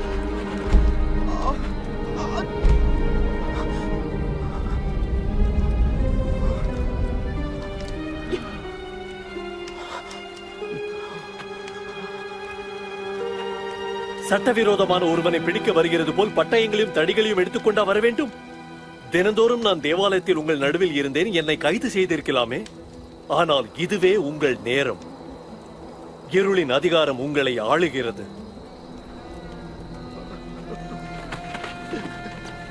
அவனை பிடியுங்கள். அவர் நண்பனா அவரை காட்டிக் கொடுத்தான்? அவருடைய சொந்த சீஷரில் ஒருவனா? நாம் எல்லோரும் நம்பி காசு கொடுத்த அதே சீஷன் தான். பத்திரமாக பார்த்துக் கொள்ளுங்கள். அந்த இரவு முழுவதும் சேவர்கள் அவரை அடித்து கேலி பரியாசம் பண்ணினார்கள். உன்னை யார் அடித்தது சொல். தீர்க்கதரிசியா? அடுத்தது உன்னை யார் அடிப்பார்கள் சொல்லு. நிறுத்துங்கள். நான் சொல்லுகிறேன், நிறுத்துங்கள். அவனை அழைத்து வாருங்கள் கவுன்சிலிடம்.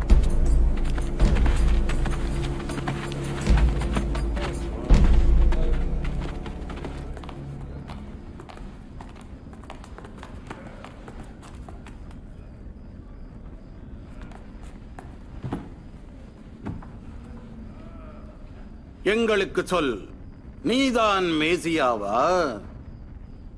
நான் பேசினாலும் நீங்கள் நம்ப போகிறதில்லை. நான் உங்களை கேள்வி கேட்டாலும் அதற்கு பதில் கூறவும் மாட்டீர்கள்.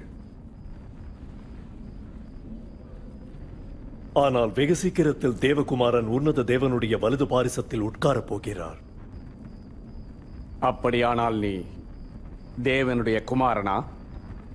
நீங்கள் சொல்லுகிறபடி நான் அவர்தான். அவன் தேவதூஷணம் பேசினானே. நமது சாட்சிகளுக்கு இனி வேறே அவசியம் இல்லை. அப்படி பேச அவனுக்கு அதிகாரம் அவன் தேவதூஷணத்தை எப்போது கேட்கிறீர்களே? அவன் பேச நம் காதுகளால் நாம் கேட்டோமே. அவன் குற்றவாளி. அவன் சாக வேண்டும். அவனை பிலாத்துவினிடம் அழைத்துச் செல்வோம். ஆமாம், அவனை அகற்றுங்கள். எனவே அவரை ரோம ஆளுநராகிய பொந்தியு பிலாத்துவுக்கு முன் நிறுத்தினர். கொடூர ஆளுநரான பிலாத்து அதற்கு முன் ஆயிரக்கணக்கானோரை சிலுவையில் சாகடித்துள்ளார். இங்கே உங்களுக்கு என்ன வேண்டும்? அதுவும் இந்த அதிகாலையில். இவன் எங்கள் ஜனத்தை தவறாக வழிநடத்தும் போது பிடித்தோம். இவன் தேவாலய கடைவீதியில் கலவரம் தூண்டினான். இவனை குற்றவாளியாக கண்டோம். ராயனுக்கு வரி செலுத்த வேண்டாம் என்று பேசினான். தன்னைத்தானே மேசியா என்றான், ராஜா என்றான். ராஜாவா? நீ என்ன யூதருடைய ராஜாவா? நீர் சொல்லுகிறபடியே. எங்களுக்கு சக்கரவர்த்தி தவிர வேறு அரசன் இல்லை. எங்களுக்கு ஒரு சட்டம் உண்டு, அதன்படி அவன் சாக வேண்டும். ஏனென்றால் தன்னை தேவகுமாரன் என்று அழைத்தான்.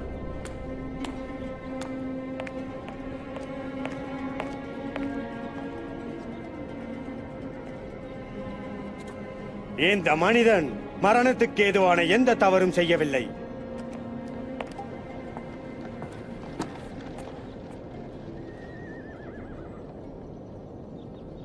அவனை சாட்டையால் அடித்து வெளியே விட்டு விடுகிறேன். நீர் அவனை போகவிட்டால் ராயனுக்கு நீர் நண்பன் அல்ல.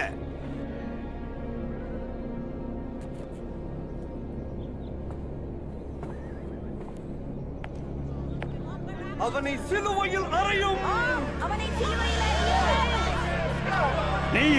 நீயும் சாட்டையால் அடியுங்கள். தன்னை அரசன் என்று அழைக்கிற யாரும் ராயனுக்கு எதிரி. பிலாத்துவே, ஏன் தாமதம் பண்ணுகிறீர்?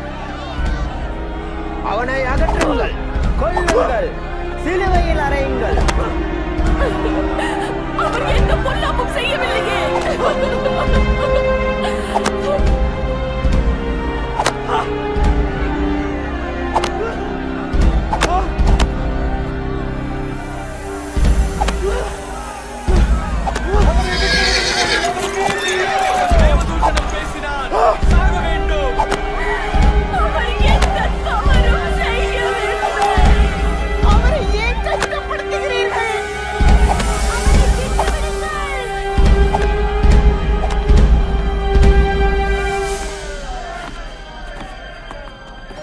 அவனை சிலுவையில் அறையுங்கள்.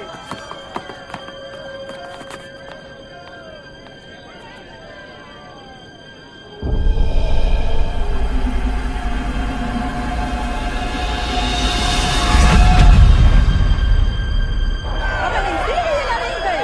சிலுவையில் அறையுங்கள். பின்னாடி போங்க, எல்லாரும் பின்னாடி போங்க. வழியை விட்டு விலகுங்க. அவரை விட்டு தள்ளி போங்க.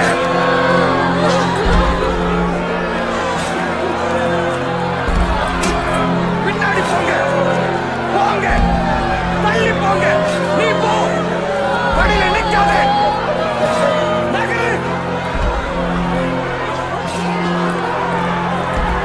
நீ போ. நான் சொல்றேன், நீ போ.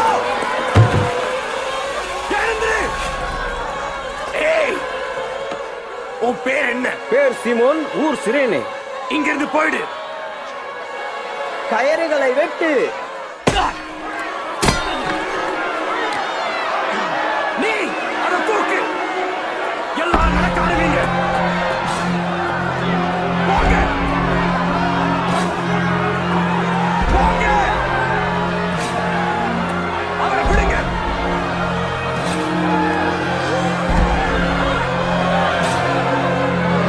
தள்ளுங்க. போங்க, விலகுங்க.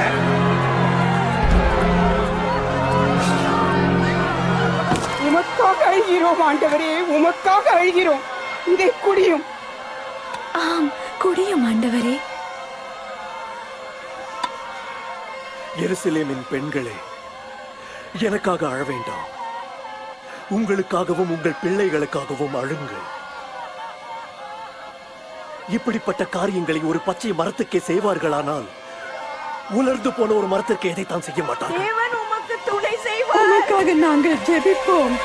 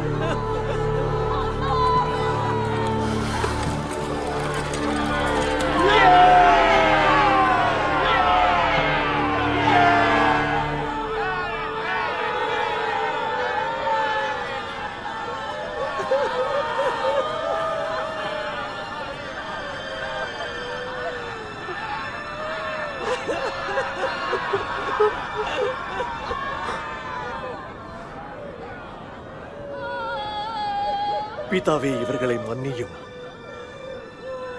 தாங்கள் செய்கிறது என்னதென்று அறியாதிருக்கிறார்களே. அவன் பிறரை ரட்சித்தான், இப்பொழுது தன்னைத்தானே ரட்சிக்கட்டும். ஆம், நீ மேசியாவானால் உன்னை நீயே ரட்சித்துக் கொள். சிலுவையில் இருந்து இறங்கி கீழே வா. எங்கே உனது அற்புதங்களில் ஒன்றை காட்டு. மரத்தில் தூக்கப்பட்ட எவனும் தேவனால் சபிக்கப்பட்டவன்.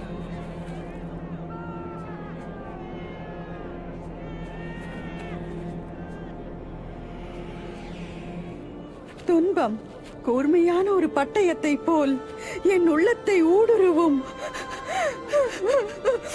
மேலும் துக்கம் ஒரு கூர்மையான பட்டயம் போல உனது உள்ளத்தை ஊடுருவி போகும்.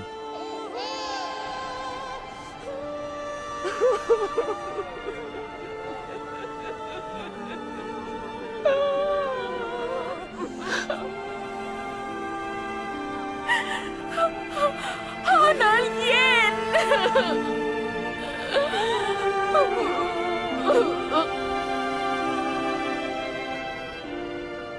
நீ உண்மையான மேசியாதானே? உன்னையும் எங்களையும் ரட்சியும் தேவனே. நீ தேவனுக்கு பயப்படுகிறது இல்லையா? நாமும் நியாயப்படி தண்டிக்கப்படுகிறோம். ஆனால் அவரோ எந்த தவறும் செய்யவில்லையே. இயேசுவே, நீர் உம் ராஜ்யத்தில் வரும்போது நீர் இந்த அடிமையை நினைத்தருளும். நான் உனக்கு வாக்கு கொடுக்கிறேன். இன்றைக்கு நீ என்னுடனே பரிதேசில் இருப்பாய்.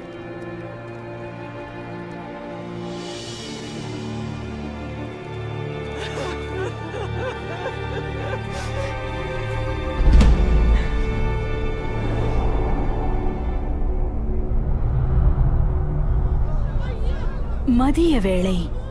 வானம் இருண்டு 3 மணி நேரம் இருள் மூடி இருந்தது.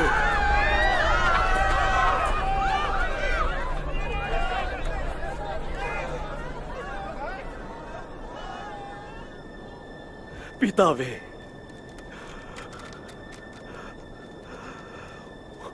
உம்முடைய கைகளில் என் ஆவியை ஒப்புவிக்கிறேன்.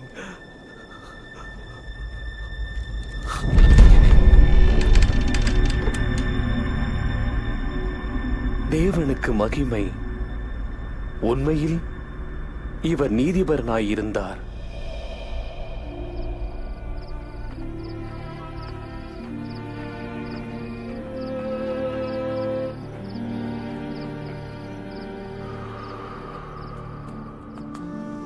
மதக்குழுவில் ஒரு நீதியுள்ள மனிதன் இருந்தான். அவன் இயேசுவை தீர்ப்பதில் பங்கெடுக்கவில்லை. அவன் பெயர் அரிமத்தியா ஊரானான யோசேப்பு. அவன் பொந்தியோ பிலாத்துவினிடமிருந்து இயேசுவின் சரீரத்தை பெறும்படி உத்தரவு வாங்கி சூரியன் அஸ்தமித்து ஓய்வு நாள் ஆரம்பிக்கும் முன் அருகிலுள்ள கல்லறையில் அதை வைத்தான்.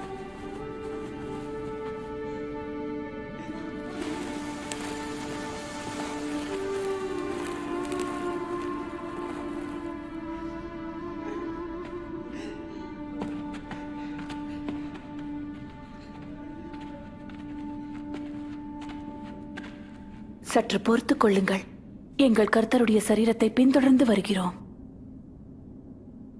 நீங்கள் அனைவருமே வரலாம், ஆனால் வாருங்கள், ஓய்வு நாள் நெருங்கி வருகிறது.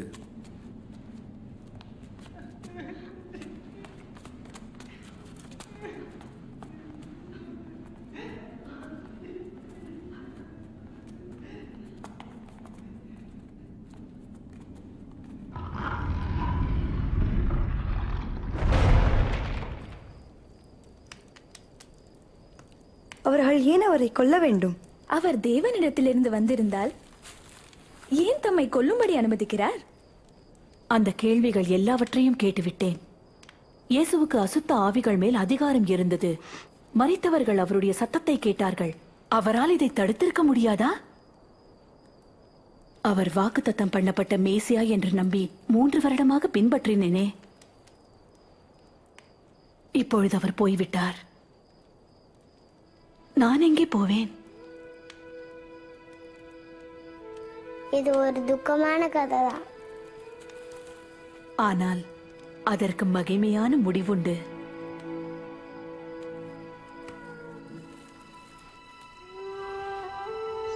இயேசு சிலுவையில் அறையப்பட்டு 3ஆம் நாள் ஞாயிறன்று அதிகாலையில் அவரது சரீரத்தை பாதுகாக்கும்படியாக ஆயத்தம் பண்ணியிருந்த வாசனை திரவியங்களை எடுத்துக்கொண்டு கல்லறைக்கு போனோம். கல் புரட்டப்பட்டிருக்கிறது.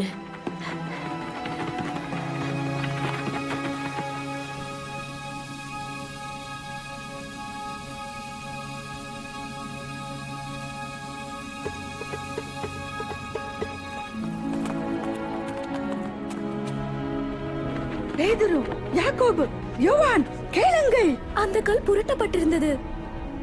நாங்கள் உள்ளே சென்றபோது நமது கர்த்தருடைய சரீரத்தை காணவில்லை. கர்த்தரை கல்லறையிலிருந்து எடுத்துக்கொண்டு போய் விட்டார்கள். அவரை எங்கே வைத்திருக்கிறார்கள் என்று தெரியவில்லை. என்ன, நம் கர்த்தருடைய சரீரம் காணவில்லையா? நீங்களே போய் பாருங்கள்.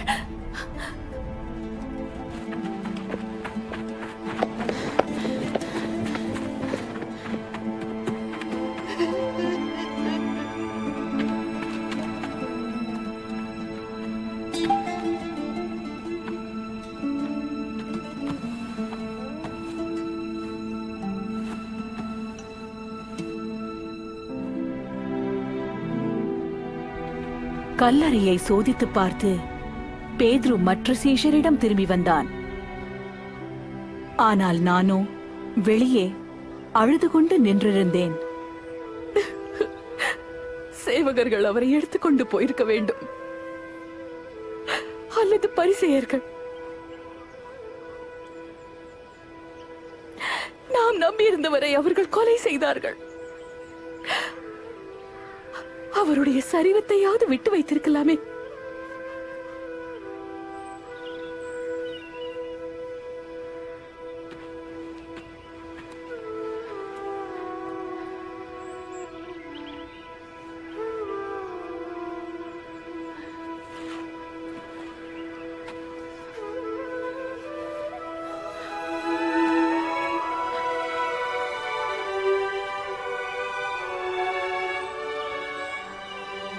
பெண்ணே, ஏன் நீ அழுகிறாய்?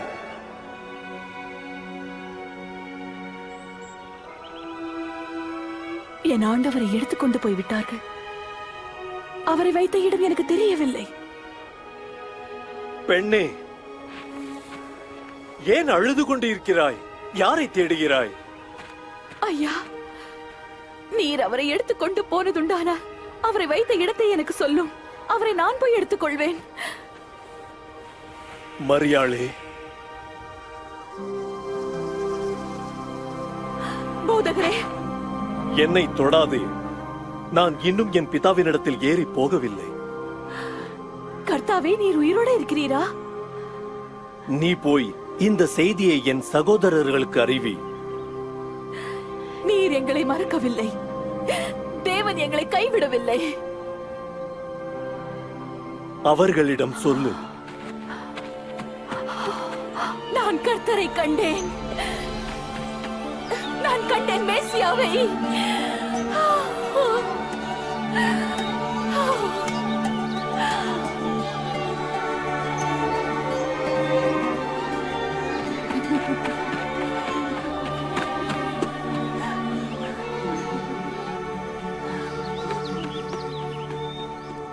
மீண்டும் உயிர் பெற்று விட்டாரா? ஆமாம். எப்படி? மரணம் அவரை பிடித்து வைக்க முடியவில்லை. பின்ன ஏன் அவர் மரிக்க வேண்டும்? மரணத்தை ஜெயிக்க. அதை நான் அன்று புரிந்து கொள்ளவில்லை. ஆனால் இயேசு பலமுறை அதற்கு பின்பு எங்களுக்கு தரிசனமானார். மேலும் அவர் எங்களுக்கு போதித்தார்.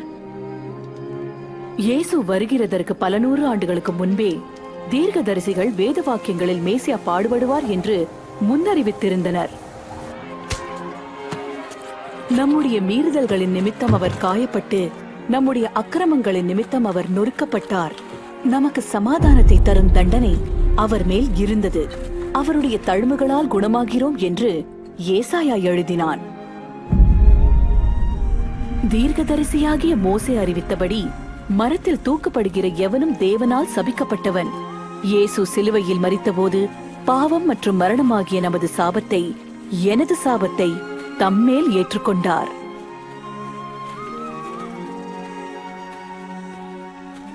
அவரது பலியும் உயிர்த்தெழுதலும் பொல்லாங்கின் பிடியிலிருந்து நம்மை விடுவித்து இருளின் அதிகாரத்திலிருந்து நம்மை காப்பாற்றி பயமும் வெட்கமும் நிறைந்த வாழ்க்கையிலிருந்து நம்மை மீட்டது. இந்த ஆசீர்வாதம் தேவனால் நம் முற்பிதாவாகிய ஆபிரகாமுக்கு அறிவிக்கப்பட்டது. பூமியில் உள்ள எல்லா ஜனங்களும் அவர் மூலமாக ஆசீர்வதிக்கப்படுவார்கள் என்பதே அது. எல்லா ஜனங்களுமா? பெண்களும் கூடவா? ஆபிரகாமின் குமாரத்தி என்று என்னை அவர் அழைத்தார். நீ அவருக்கு செல்ல மகள். அவர் உன்னை ஆசீர்வதிக்க விரும்புகிற மகள். 12 ஆண்டுகள் உதிர ஊரலிலிருந்து விடுவிக்கப்பட்ட பெண்ணை போல, அல்லது என்னை போல.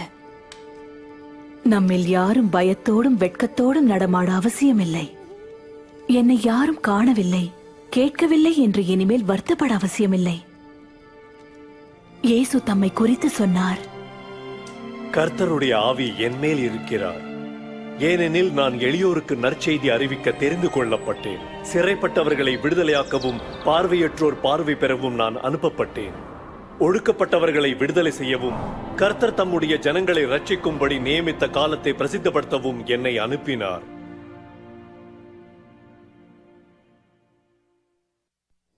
இயேசு ஜனங்களை தொட்டார். அவர் தீட்டு என்று அறிவிக்கப்பட்ட வியாதிகளினால் நொந்து போன பெண்களையும் தொட்டு அவர்களை குணப்படுத்தினார். அவர் பிள்ளைகளுக்கும், ஆண்களுக்கும், பெண்களுக்கும், செல்வந்தருக்கும், ஏழைகளுக்கும் போதித்து நீதிமான்களையும் பாவிகளையும் அவர்கள் மரியாதையில் நிலைநிறுத்தினார்.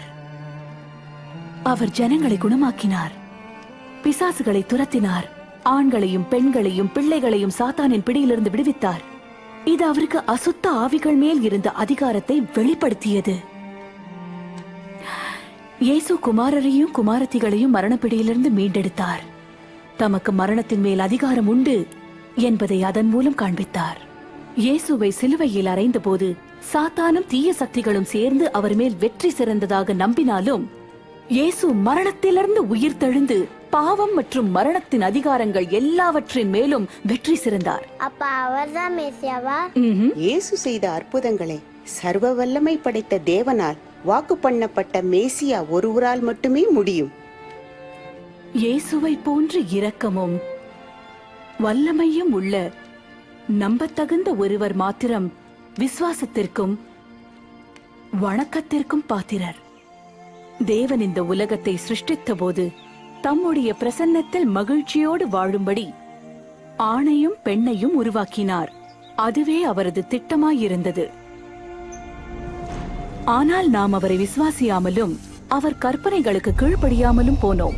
இந்த வெட்கத்திற்குரிய கிரியையானது தேவனிடமிருந்து நம்மை பிரித்ததுடன் ஆண் பெண் நடுவில் உள்ள நல்லுறவை குலைத்து போட்டது. நாமும் கூட இதே கீழ்ப்படியாமையில் தொடர்கிறோம். அதனாலே வேத வாக்கியம் தெளிவாய் அறிவிக்கிறது, பாவம் செய்யாதவன் ஒருவனும் இல்லை. இந்த பாவத்தின் விளைவு மரணம் மற்றும் தேவனிடமிருந்து பிரிவு. ஆனால் நாம் வெட்கத்தோடும் பயத்தோடும் ஜீவித்து அவரிடத்திலிருந்தும் அவருடைய அன்பிலிருந்தும் துண்டித்து நீடிப்பதை தேவன் பொறுக்கவில்லை.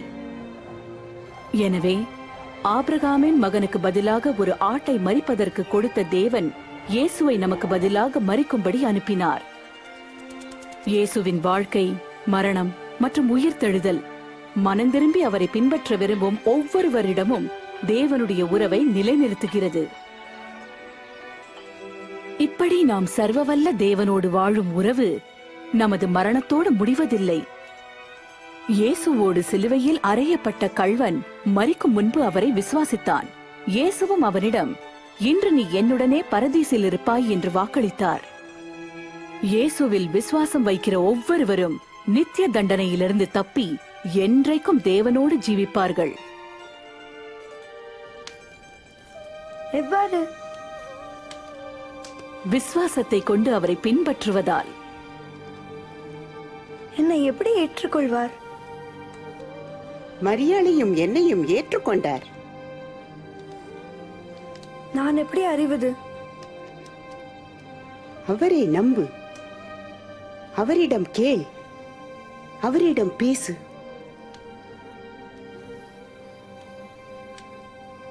பரலோகத்தில் இருக்கிற என் பிதாவாகிய தேவனே, நீர் பரிசுத்தர், நீதிபரர். நீர் என்னை நேசிப்பதற்காக உமக்கு நன்றி. நான் உமக்கு விரோதமாக பாவம் செய்துள்ளேன். நீர் உமது குமாரனாகிய இயேசுவை மேசியாவாக அனுப்பியதற்கு நன்றி. பழி மற்றும் குற்ற உணர்வாகிய சாபத்தை அழிக்கும்படி இயேசு எனது ஸ்தானத்தில் மரித்ததற்காக உமக்கு நன்றி. இப்போதும் ஜீவிக்கிற அந்த இரட்சகரை பின்பற்ற விரும்புகிறேன். நீங்கள் என்னை மன்னித்து ஏற்றுக்கொண்டதற்காக உமக்கு நன்றி. ஆமென். ஆமென். ஆமென். உமக்கு நன்றி, உமக்கு நன்றி.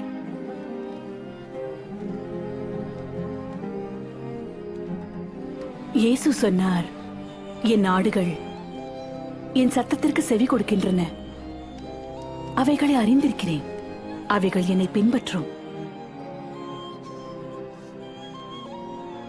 அவர் உன்னை அறிவார் ரிவ்கா. அவர் உன்னை நேசிக்கிறார். இது நித்திய உறவின் ஆரம்பம். அது வளர்ந்து அவரை இன்னும் நன்றாக அறியவும் கூடுதலாக நம்பவும் செய்கிறது. தேவனுடைய வார்த்தைக்கு கீழ்ப்படிவதின் மூலம் நாம் வளர்கிறோம். விசுவாசத்தினாலே நாம் அவரிடம் ஜெபிக்கிறோம். அவர் வழி நடப்பவரோடு நாம் ஐக்கியம் கொள்கிறோம். அவரை குறித்து பிறருக்கு அறிவிப்போம். இயேசு சொன்னதை நம் மனதில் கொள்வோம். தேவன் உங்களை ஆசீர்வதித்து காக்க கடவர். வானத்திலும் பூமியிலும் சகல அதிகாரமும் எனக்கு கொடுக்கப்பட்டிருக்கிறது.